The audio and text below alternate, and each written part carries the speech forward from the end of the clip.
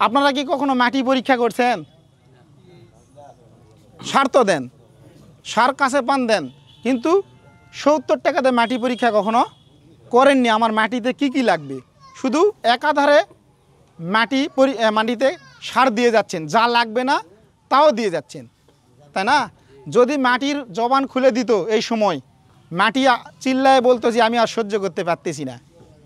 কারণ আমাদের এই মাটিতে যে সার দিচ্ছি আমরা, মাটির কিন্তু উর্বরতা শক্তি দিন দিন নষ্ট হয়ে যাচ্ছে। ধানের গাছ যখন ইউরিয়া দিচ্ছি, ধানের গাছ হচ্ছে, কিন্তু শীষ হওয়ার সময় আর বের হতে পারতেছে না, এরকম হচ্ছে না? এমন সারের আধিক্য হচ্ছে যে সব নিউট্রিশন ধরে নিতে পারতেছে না, কারণ জৈব সার নাই। আমার 5% জৈব সার লাগবে, সেখানে 2%ও নাই, তাহলে আমার নিতে পারতেছে না। শর্টকাটে আমি কিন্তু পার করে যাচ্ছি। তো এখন সার নিয়ে যদি বলি, আপনারা টিএসপি দিচ্ছেন, এই বছরে টিএসপি দিচ্ছেন 1 বস্তা, মানে 33-এ 1 বস্তা 100 কেজি।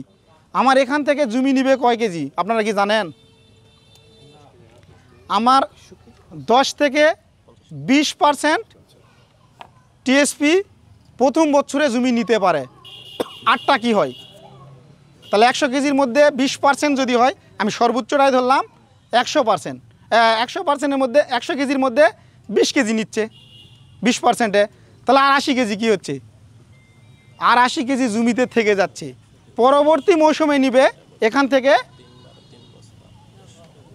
50%, 40 থেকে 50%, কিন্তু পরবর্তী মৌসুমে আমরা দিচ্ছি ওই 1 বস্তায়। কম দেই, পারলে আরও বেশি দেয়, না পারলে 1800 টাকা মন হলেও বস্তা হলেও কিনে নিচ্ছি, কিন্তু টিএসপি আর দেওয়ার দরকার কোনো ছিল না।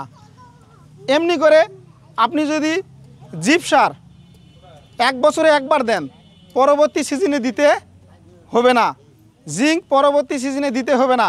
শতকে যদি আপনি 4 কেজি করে ডলচুন দেন, অম্লত্ব খারত্ব যেটা আছে মাটির, সেই ভারসাম্যটা ব্যালেন্সটা নিয়ে আসবে।